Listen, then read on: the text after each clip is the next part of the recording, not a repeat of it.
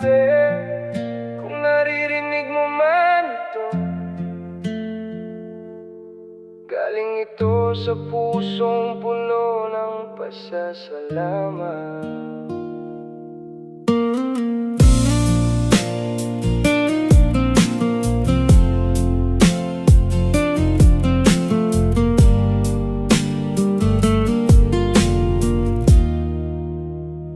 Noong musmos pa ako, halos wala akong maalala.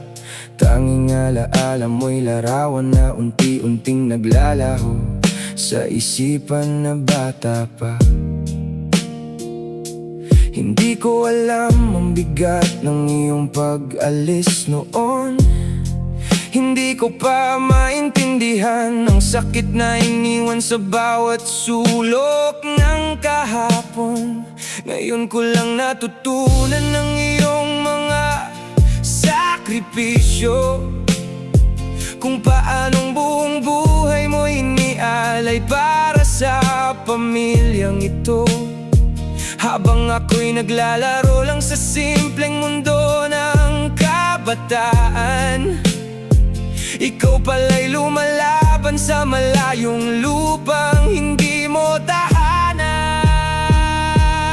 Ate, salamat sa iyong pag-ibig na hindi kailanman humingi ng kapalit.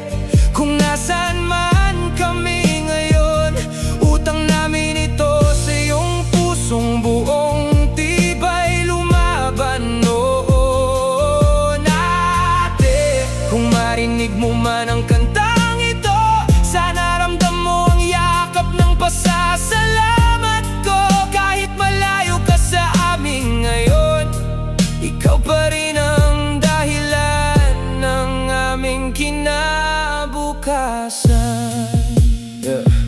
Habang sinusulat ko ang kantang ito para sa'yo, parang ulan sa dibdib ko ang luha kong totoo. Hindi ko maitinta ang hirap na dinaanan mo sa lupang banyagang magbisa mong kinaya ang mundo. Ate, hindi ko alam kung paano ka nagtagal, kung paano mo hinarap ang lungkot at pagod araw-araw. Pero isang bagay ang sigurado sa puso kong ito, hindi mo kami pinabayaan kahit ikaw ay malayo. Kung may paraan lang upang maibalik ang oras, yayakapin kita at sasabihin, ate, napakahalaga mo sa lahat ng naganap. Hindi mo kailangang mag-isa sa sakit na dinanas, dahil ngayon ramdam namin ang bawat hirap na iyong nilakad. Ate, salamat sa lahat ng iyong ginawa, sa bawat tuwa, bawat sakripisyo at dasal na di mo ipinakita. Kung kami buo ngayon sa bansang Amerika, ikaw ang dahilan, ikaw ang aming pinakauna.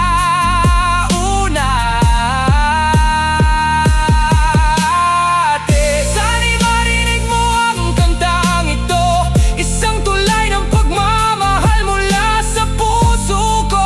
Mahal na mahal ka namin higit pa sa salita.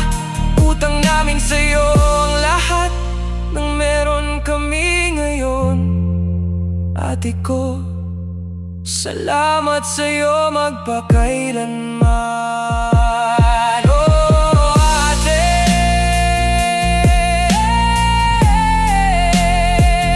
kung nasaan ka man, palagi kang bahagi ng aming tahanan.